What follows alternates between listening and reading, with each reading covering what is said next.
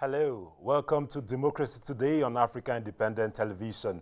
I am Musa Itin Yari and glad to know you are there. On Democracy Today, we track developments in Kaduna State as the warning strike embarked upon by the Nigerian Labour Congress and its allied unions entered day 3. Also on the program, we visit what has now become a prolonged strike. The action to shut down the courts taken by the Judiciary Staff Union of Nigeria has lasted 6 weeks, but with a little glimmer of hope inside. Finally, on the program tonight, the chairman of the Independent National Electoral Commission, Mahmood Yakubu, says the spate of attacks on the commission's offices in some states of the country threaten preparations for the 2023 elections. Stay with Democracy Today for an interesting package tonight as we begin with other developments across the country. Let's start at the National Assembly, where the Speaker of the House of Representatives struck out a motion seeking to draw attention of the House to the promise made to Nigerians on the passage of the Electoral Act Amendment Bill by the first quarter of 2021.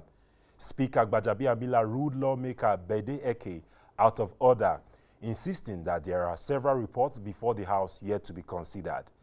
Eke, who represents the Agbo-Mbise Ngokpala Federal Constituency, told the House that his constituents have threatened to begin recall proceedings against him if he fails to raise the matter. The possibility of advancing the study, training, determining the standard of knowledge and skills to be attained by persons. I think it's a little bit specific. That would be my appeal. Thank you. So, your point of order is noted.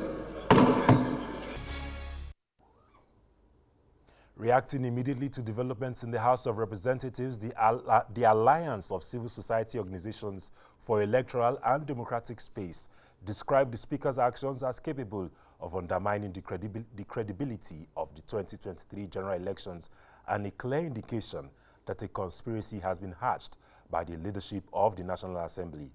The group was at the National Assembly in continuation of its Occupy NAS protest to demand the immediate passage of the Electoral Act Amendment Bill 2021 and the need to capture the 10 for 10 citizens' demands submitted to the National Assembly. When the milk is already spilled, they don't want to agonize.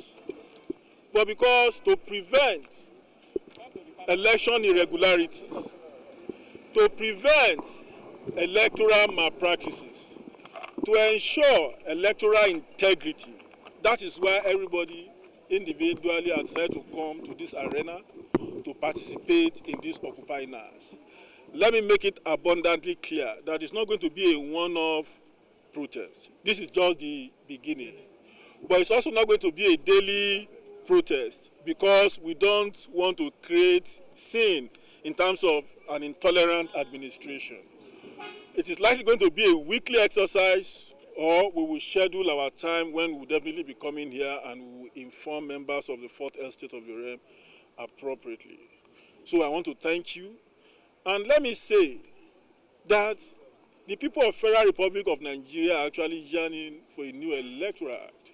And that is why we have come on behalf of the people of Federal Republic of Nigeria to present the demands of Nigerians to the 9th National Assembly, led by Senator Ahmed Lawan, President of the Senate, and Right Honorable Femi Gbajabiamila, Speaker of the House of Representatives, to let them to know that what they are doing by refusing to commit the Electoral Act Amendment Bill that has been concluded, the legislative process has been concluded by the joint committee of the National Assembly.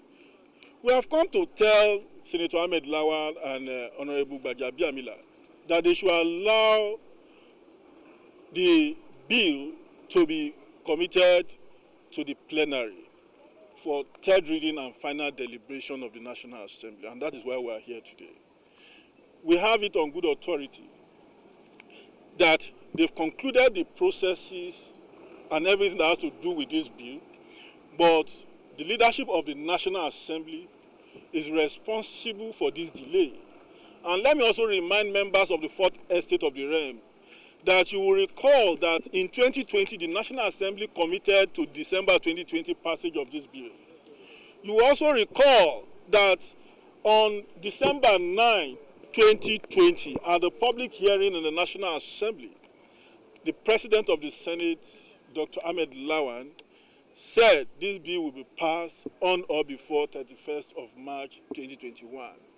Today is 19th of May 2021, and there is no explanation to Nigerians as to why this National Assembly is not passing this bill. So I will read and human rights in general. So I remember when people started clamoring after the Supreme Court upheld the, how will I put it, the success of Hope Uzodinma. Moving on, Governor Nyesom Wike has warned against the politicization of security issues as it might spell doom for the country. Wike, who was speaking when he received the Acting Inspector General of Police, Usman Baba Akali, in Rivers State, called for the citizenry to support members of the security forces. It is an issue of people demanding whatever they are demanding, not constitutionally, but in a violent way. And therefore, we need to match force with force to restore our confidence, or the confidence of people in us, to also defend ourselves, our families. We feel really supported. And we were just discussing this morning that if every other person in your position can do this, I think we will give a fantastic result in policing in this country. It's unfortunate where we are. It does not mean there's no hope. With commitment, with people like you and your men, I think we'll overcome. I will not support anybody who's talking about secession. I will not. If you want to succeed, if you want your own state to succeed, okay, free. If you succeed, if you don't succeed, but don't come and take my own, say we are part of you. We are not part of anybody. We are on our own. This is an independent state. And Still with security, this Tuesday, Governor Hope Uzodinma of Imo State signed into law a bill to establish the Imo Security Organization in response to the security challenges that the state has encountered in recent times. The overall objective of Imo Security Organization is to support and assist the established security agencies in maintaining law and order and ensuring the provision of security and protection of lives and property in Imo State. Imo Security Organization will also assist in preventing unauthorized persons from being in possession of firearms. Part of the recommendations of the white paper is to sanitize land administration in Imo State, and that is exactly what this law is going to achieve. The agency established under this law will be charged with the automation of land and property information with the express objective of identifying ownership, improving customer care experience, and providing a platform for data aggregation. All right, day 3 of the Nigerian Labour Congress warning strike was marked with anti-labor protests and attempted violent attacks. Governor El-Rufai has vowed to prosecute labor. Let's hear him. The illegality being perpetrated by El-Rufai is the suppression of power of the police and the power of the courts. To say he's declaring somebody one. What this strike is about is to answer fundamental questions. The first of which is this: should an employer keep persons of poor education, inadequate skills, qualifications, and bad work attitudes in employment, whether he likes it or not? Our answer in Kaduna State is that it is in the negative. We, as employer, are in a contract of employment with an employee, and if he's not up to scratch, we'll let him go. That is included in our contract of employment. The second question is this: is the right to protest or to withdraw your services as an employee equivalent to the right to destroy the institution in which you work, shut it down, or attack public infrastructure? Our position is very clear and the law is very clear. You can walk out, you can strike, but you cannot shut anything down because public infrastructure is a public asset belonging to the Federation, belongs to all the people of Nigeria, and you have no right to shut it down. And if you do, you are liable to be convicted under the Miscellaneous Offences Act, which attracts a minimum penalty of 21 years in imprisonment. And we are going to pursue those that are engaged in this sabotage to the full extent of the law. Reacting to developments in Kaduna State, the federal government says it will not fold its arms and allow the ongoing face-off between the Kaduna State government and labor unions over the sacking of some workers lead to a breakdown of law and order in the country. Minister of Information Lai Mohammed says that the government is already taking concrete steps to ensure both parties resolve their difference. Government doing about the unrest in Kaduna State. The federal government is not folding its arms, and already the Minister of Labor and Productivity has waded in and is in touch with both the government of Kaduna State and also the labor. In addition, the security apparatus all over the country, they have also taken preemptive measures to ensure that hoodlums don't take advantage of this situation. In particular, I know that the police has reinforced its patrol around between Kaduna and Abuja, so that we do not witness kidnappers taking advantage of this situation. But overall, I think the federal government is quite concerned, and it's doing its best to see how the two parties can resolve their misunderstandings, amicably, with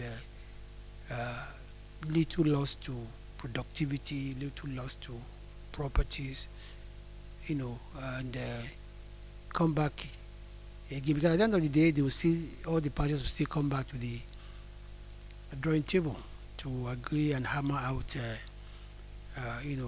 concessions and agreements. Thank you very much. All right, as you heard from the minister, we learned and we hear that the Minister of Labor and Employment, Chris Ngige, has invited the two parties to a trade dispute, to the trade dispute, to an emergency conciliation meeting by 11 a.m. on Thursday. That's Thursday, 20th May 2021. That's tomorrow. At this moment, we plan to connect with the President of the Nigerian Labour Congress, Ayuba Waba, to review and hear of the latest developments, but we do not have him at this time, but rather we have in the studio to join us, review some of the issues as well, Barrister Maxwell Opara. Welcome, sir. It's my pleasure. Thank you, viewers. All right, good to have you, sir.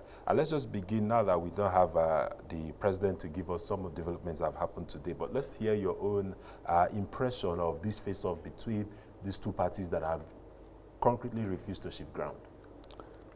Well, to start with, if you should ask me, there is no face-off. It's just the governor of Kaduna State is trying to intimidate workers so that people will see as if there is a face-off. There is no face-off. What the labor are doing in Kaduna State is a requirement of the law. They are exercising their rights in line with the Constitution and the Trade Union Act. So there is no big deal. The only problem there is that the El-Rufai, the governor of Kaduna State, is not behaving like a governor operating in a democratic setting, that the governance is built on the rule of law. If you watch how this thing started, the Labour wrote him a letter. When he, first of all, he sacked teachers. I think that was a couple of years ago. Yes. On the purported reason that they are unqualified. And some people like us, we ask them question. But please. He said he sacked and replaced with 25,000, even more than what he sacked. Forget about replacement. We are talking about sacking. Now, based on qualification. Yes. Now we now ask question because those people said that they were qualified, and we are now saying that they are not qualified. We expected El-Rufai to call for town hall meeting, at least use 10 of them as an instance. Let them come. We have civil society, media will come and interview those people. That he never did. That one apart. Now let us talk about the issue at hand. Now, in the first instance, I think he first of all, he said compulsory retirement of officers that are 50 years old and above. Then 2, compulsory retirement of officers on grade level 14 and above, even when they are less than 50 years. So you know the state government has disputed this. They have distributed this information. So we are talking about what the labor, the people that were affected, what they are saying. Exactly, but the government has disputed that. That's by the how? point. Do you have that later? Because Labour wrote to him, this is what we have. If you recall that such an incident happened in Kogi State and it also happened in Kano State, the governor invited Labour. It was resolved, both in that of Kogi State and that of Kaduna State. Kano State. Yeah, Kano State. Now, this man never invited them in the face of their letter. Now, they went there to protest. He started mobilizing people. If you watch that incident that happened, you discover that the touts they recruited. But we can't. You have verification to say he mobilized Excuse me. You can't verify that. So we'd rather stick to what we can verify. Now, remember that police were there when those people were attacking Labour. What happened? I hear some of them were arrested. Arrested when? Yesterday and today as well. Good. And now let's leave it at that. Now let's come to the legal issue. Now these people issue. That's why you're here. Yes. With the combined effect of the Trade Union Act and the Constitution and the various labor laws, they have a right to protest. And their protest was peaceful. And you said that they don't have a right to shut down the government infrastructure and this thing. Who are the workforce there? If the people that are working in the revenue department are on strike, they are sympathizing with their colleague in line with the law, who is going to work? That place should be under lock and key, just like Jusin. I'm a lawyer, I'm a practicing lawyer. If you go to all the whole courts are under lock and key. So that they will monitor what the process. And this is a warning strike. I also blame federal government because when this issue now were coming up, Labour, I think that was last week, Labour we are giving in notice that they are going to shut down Kaduna. The Minister for Labour and the federal government would have weighed in to stop this. Are you seeing where I'm coming from? Now, these are the issues that generated to this level. So El-Rufai's action has no justification whatsoever. So he's behaving as if we're under military regime. You wake up in the morning, you issue an order, you ask somebody to go. All right, so you know that the order which you speak to now, the order to arrest, or that the president of the NLC should turn himself in to the nearest police station, has become a subject of controversy in the public space. And a lot of people wrote to us to say, you need to discuss this so that it doesn't become the norm in Nigeria. So talk to us about the limits of the governor in that case. In the first instance, I'm in court with Hope Uzodinma. When the Imo State House of Assembly enacted a law giving him the power to order for arrest and detention of any person at his own pleasure. So I challenge that particular law. We are waiting for the ruling. We have adopted our final written address before court now went on strike. Now, on this particular issue, El-Rufai alleged that somebody committed a crime. Now, when you allege that somebody committed a crime under Miscellaneous Offences Act, what are you expected to do? You report the matter to police. Police now will now give those people fair hearing by inviting them or arresting them or whatever means they want to use to compare them to their office. For those people to make a statement in respect of the complaint against them. Now, after making a statement, the police now will now investigate on the alleged crime. Are you getting what I'm saying? El-Rufai cannot be a complainant, a prosecutor, and a judge. he has no right whatsoever under the law to make such a declaration. He has said he will pursue it to the full extent. Now he has his mouth, he can say anything. After all, he's under immunity. Now, a court under, I think, Benedict Peters and EFCC. Now, see what actually happened. EFCC obtained warrant of arrest to arrest this Benedict Peters.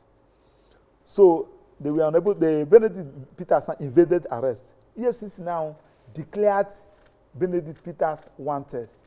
The young man went to court, and the court said, even if upon your warrant of arrest, upon the upon the fact that Benedict Peters evaded arrest, you, EFCC, under Police Act, under EFCC Act, under the Administration of Criminal Justice Act, you have no right to declare the suspect wanted without court order. I don't know whether you are getting. Now, El-Rufai has no warrant of arrest issued to him by court. He's not a police officer.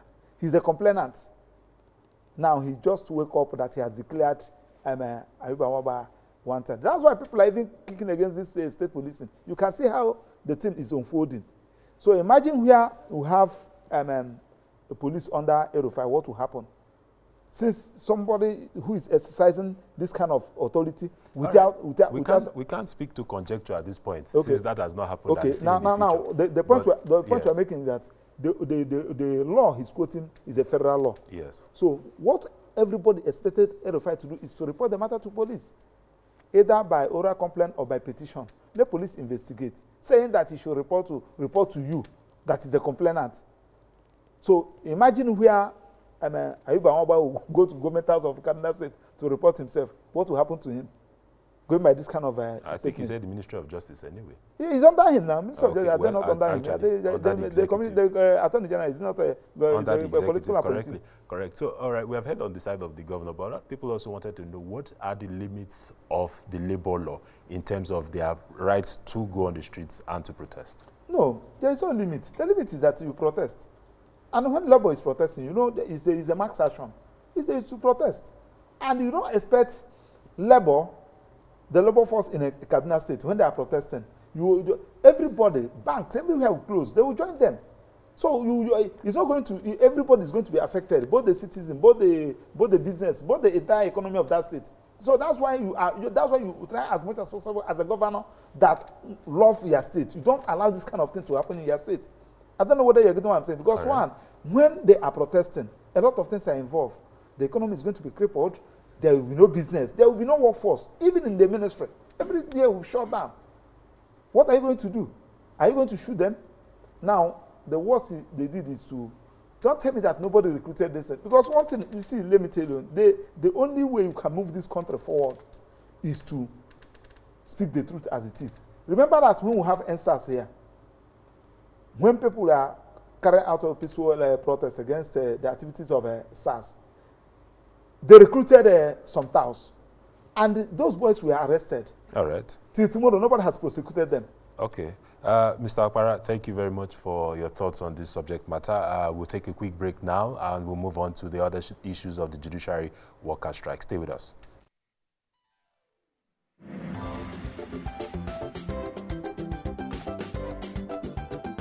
Did you know that AIT's social media handles have all changed? If you are one of the millions of our followers on Facebook, Twitter, and YouTube, this is introducing to you AIT's new official and rebranded social media handles. Like or follow us now on our Facebook page, Official AIT Live.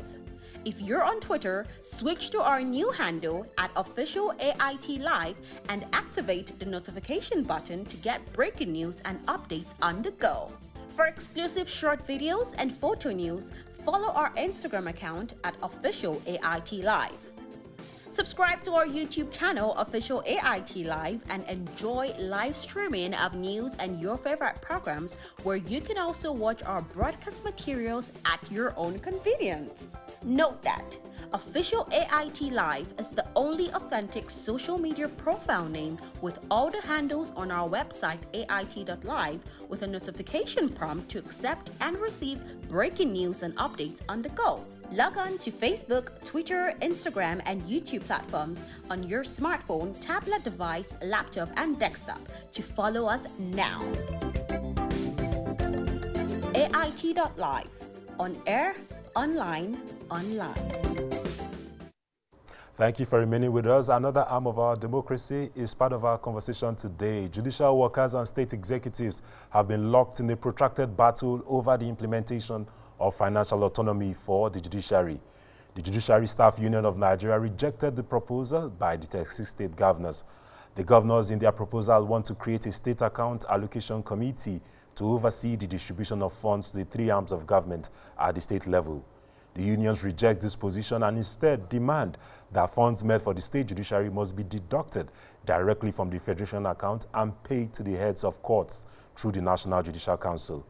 JUSUN members embarked on a nationwide strike on April 6th in agitation for financial freedom from the executive at the state level, saying the provisions of the Constitution cannot be negotiated or manipulated and therefore must be obeyed. This Wednesday, the Nigerian Governors Forum had a virtual conference, and top on the agenda is the strike undertaken by the judiciary workers. We still expect to hear their resolutions, but right now we connect with the senior advocate of Nigeria, Joseph Daudu. Hello, sir. Hello. Good evening. Good evening, sir. Thank you for being part of the program. Thank you very much. Yes, sir, please, let's just go ahead and ask you to tell us why you feel that this strike undertaken by people who work in the same sector as you is unconstitutional. Well, it's very simple. You see, what the Judicial Staff Workers Union are contending, simply put, is that money should be taken from the federation account and given to each state judiciary head of court for use as he deems fit to cater for the judiciary. Unfortunately, or incidentally, that is not the position of the law. Sometime in 2002, the Supreme Court decided this issue. Attorney General of the Federation against Attorney General of Abia State. 6th Nigeria Weekly Report there. And the Supreme Court was very emphatic. This is where the problem is. The provision of the Constitution that deals with the distribution or sharing of money is Section 162. Now, Section 162(9) is the one that says the courts, the monies can be taken from the federation account and given to the judiciary.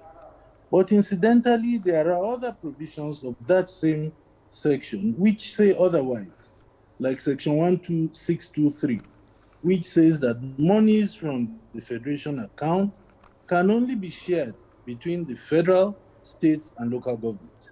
And no mention of third parties was made in that section. And all the other 7 subsections say so.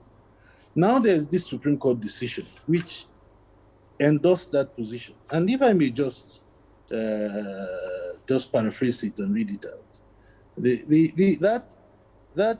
The Supreme Court held concerning the revenue of the judiciary, particularly Section 1629 of the Constitution, which formed the bedrock of the judgment in Justice's favor, that A, funding of joint venture contracts and funding of federal state judiciaries cannot by any stretch of imagination be charged on the federation account, as the funds in the account is exclusively to be shared between the federation, states, and local governments.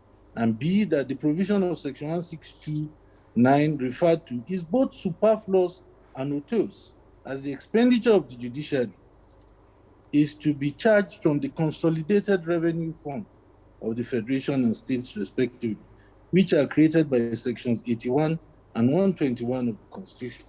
Now, what this means is that the Constitution had in earlier provisions said that the judiciary should be catered from the consolidated revenue fund. Now, by some aberrative provision in 1629, it again says you should take money from the federation account.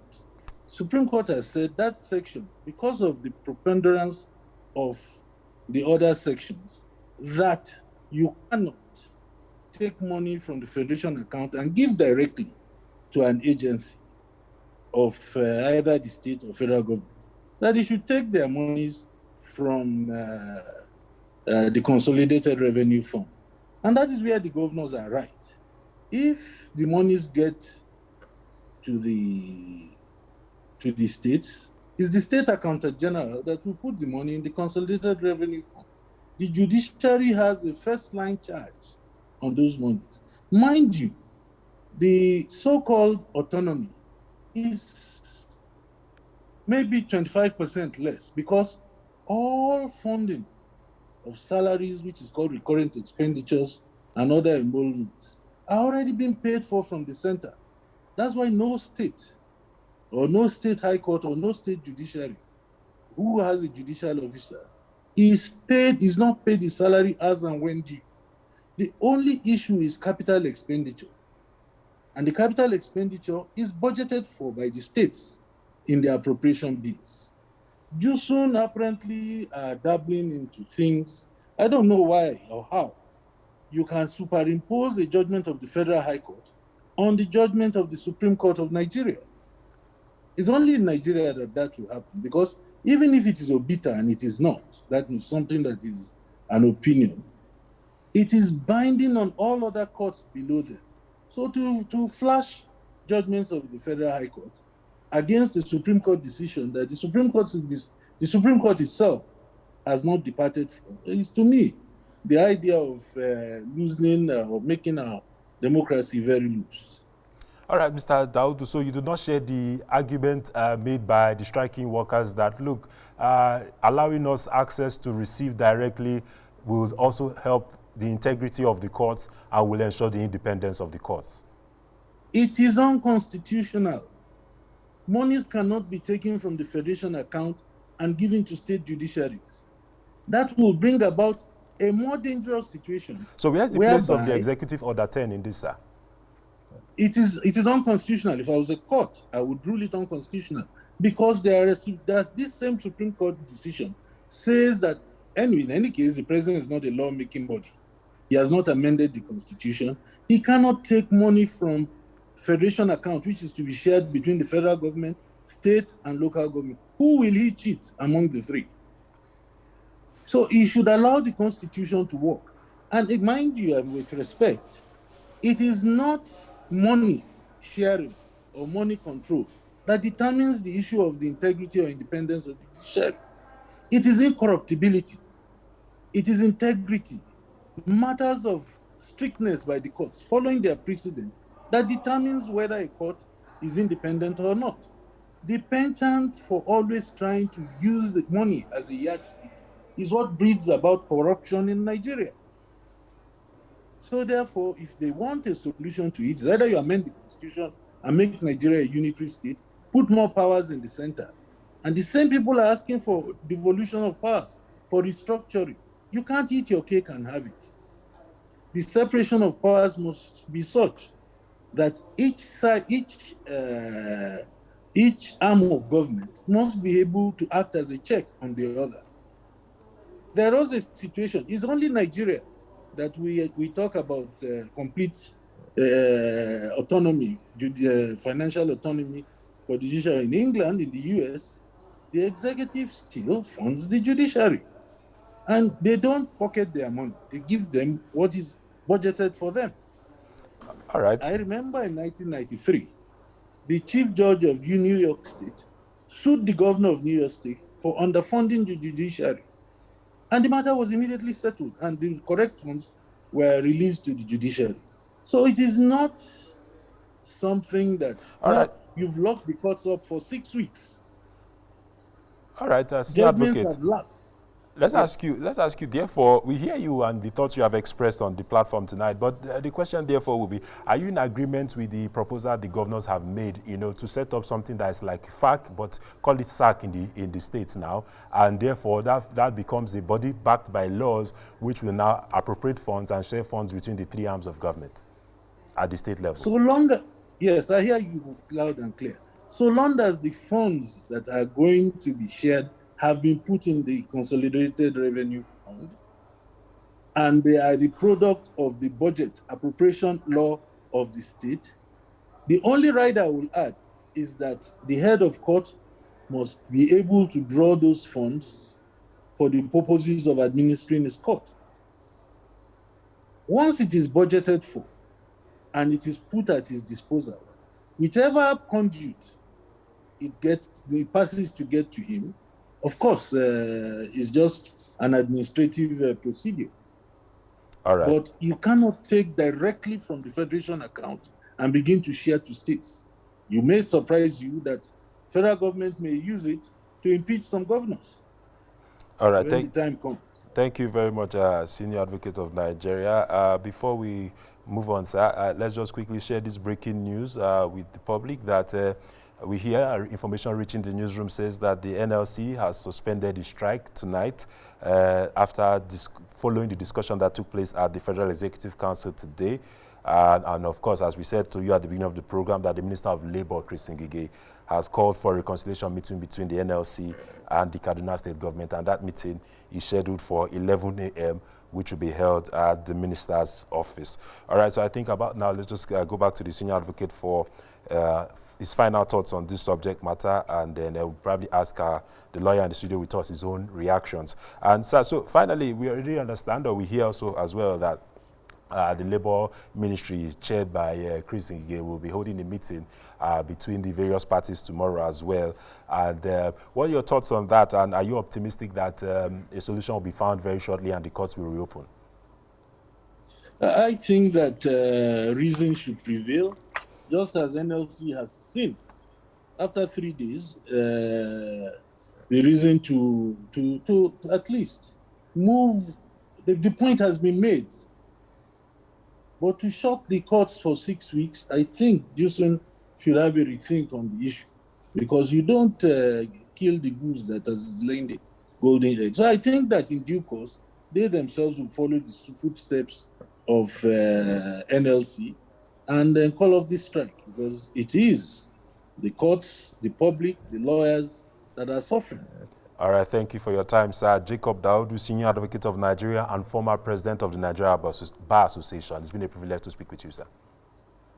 Thank you very much. Thank you very much. All right, Barrister, also you want to weigh in very quickly as a lawyer as to your constituency. That's why I said you should hold on. Let's just talk about it very quickly before we go. Yes, sir, I align myself with the submission of the learner's sake in respect of what the Supreme Court said. And I think there is every need for the parties involved to approach the Supreme Court once again, because that decision was taken in 2002. And if you watch within that 1999, 2000, 2001, 2002, that is when we allow some local governments, whatever thing that is due to them, states normally allow them to have it.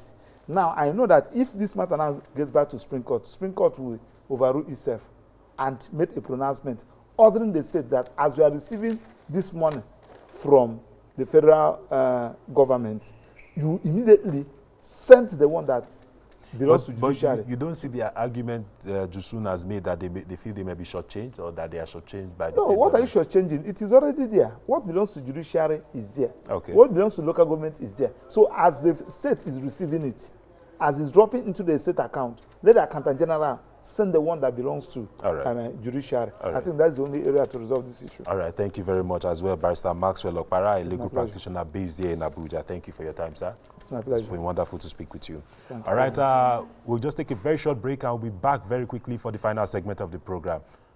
All right.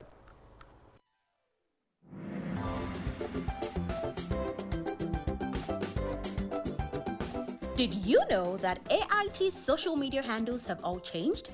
If you are one of the millions of our followers on Facebook, Twitter, and YouTube, this is introducing to you AIT's new official and rebranded social media handles. Like or follow us now on our Facebook page, Official AIT Live. If you're on Twitter, switch to our new handle at Official AIT Live and activate the notification button to get breaking news and updates on the go. For exclusive short videos and photo news, follow our Instagram account at Official AIT Live. Subscribe to our YouTube channel, Official AIT Live, and enjoy live streaming of news and your favorite programs, where you can also watch our broadcast materials at your own convenience. Note that Official AIT Live is the only authentic social media profile name with all the handles on our website ait.live, with a notification prompt to accept and receive breaking news and updates on the go. Log on to Facebook, Twitter, Instagram, and YouTube platforms on your smartphone, tablet device, laptop, and desktop to follow us now. AIT.live. On air, online, online. All right, welcome back. You're watching Democracy Today, and we are delighted to know you are still with us. Before we leave tonight, let's turn our attention to the worrying spate of attacks on offices belonging to the Independent National Electoral Commission, across states of the Federation, of course. On Wednesday morning, it was reported that unidentified gunmen set ablaze INEC offices in 3 local government areas of Ebonyi State. Sources say the 3 attacks occurred simultaneously at midnight on Tuesday and lasted for several hours. INEC spokesman in Ebonyi State, Ali Sunday, who confirmed the incident, said there were serious damages to the building and documents. Let's hear him. I said the material destroyed are the cubicles, the generating sets, other essential materials like ballot boxes were burnt. The buildings, the reason that the gravity of the destruction was so alarming to the extent that the buildings are collapsing. That is the level. Already we are proactive. We are having, we have informed all the security people of what to do. We have even informed Abuja, the headquarters, to know what is going on. Even the commissioner is aware of what is happening, and it's in Abuja now. And maybe I've informed the headquarters of actually what is going on in Ebonyi State. Speaking in Abuja, INEC Chairman Mahmoud Yakubu said the attacks on the commission was capable of disrupting preparation for the 2023 general elections if they continue. Yakubu pledged the commission will work closely with security agencies and host communities to tackle future recurrences as well as bring perpetrators to justice. In the last 3 weeks or so, 3 of our local government offices in Asian Udim in Akwa Ibom State, Ohafia in Abia State, and Udenu in Enugu State have been set ablaze by unidentified persons. Last Sunday, 16th May 2021, our state office in Enugu suffered yet another arson and vandalization in which parts of the building were ransacked and several vehicles razed. And more of our facilities are being systematically targeted and attacked. Just last night, Tuesday, 18th May 2021, 2 more offices in Ebonyi and Eza North local government areas of Ebonyi State were burnt down. Although there were no casualties, the damage to the physical infrastructure and electoral materials was total. Nothing has been salvaged, from ballot boxes to voting cubicles, generating sets, and office furniture and equipment. Surely these attacks are no longer freak events, but appear to be quite orchestrated and targeted at INEC. Clearly, these are acts of unjustifiable aggression which may undermine the Commission's capacity to organize elections and dent the nation's electoral process. The facilities of the Commission are there to serve the local communities for the most fundamental aspect of democratic governance, which is elections. We now connect with INEC spokesman Nick Dazang. Hello, sir. Hello, how are you? All right, welcome. Good evening, sir. Yes, we heard the INEC chairman speaking there, and so available records with us shows that at least no fewer than 23 INEC offices have come under attack in recent weeks. So I'd just like to ask you, has there been a full stock taken, by the Commission to quantify the losses it has experienced, or, vital documents and equipment, in the recently? Thank you very much. As you are aware, the Commission held an emergency meeting with all the resident electoral commissioners at the headquarters today. We began this meeting at 11 and closed at 4 p.m.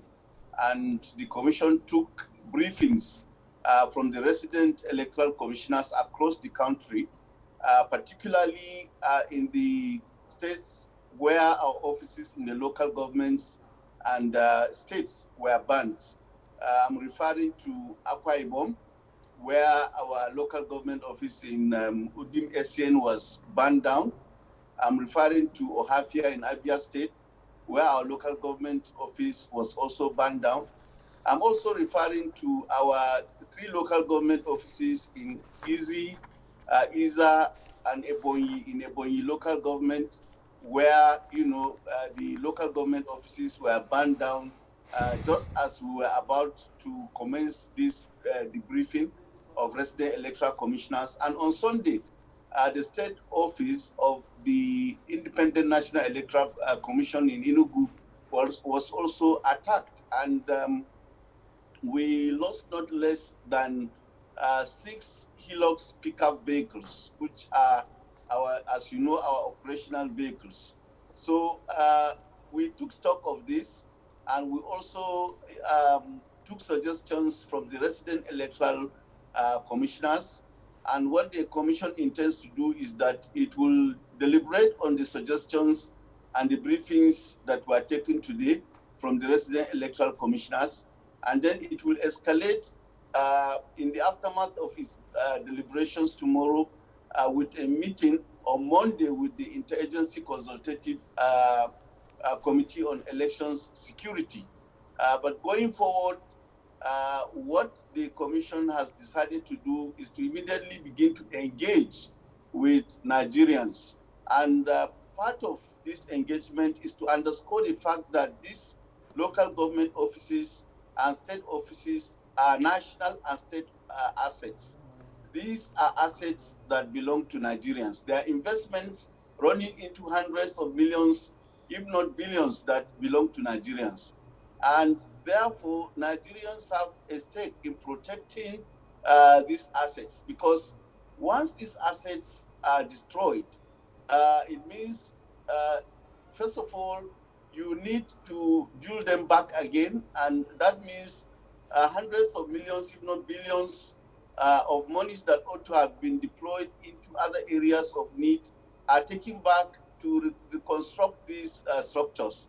Not only that, these local government and state offices are the epicenters of most of our activities, such as the expansion of voter access to polling units, which we are carrying on, and the continuous voter registration exercise, which we intend to recommence on Monday, 28th June 2021. And then if you look at the pattern of the bombings, these bombings are taking place particularly in the South and in the Southeast.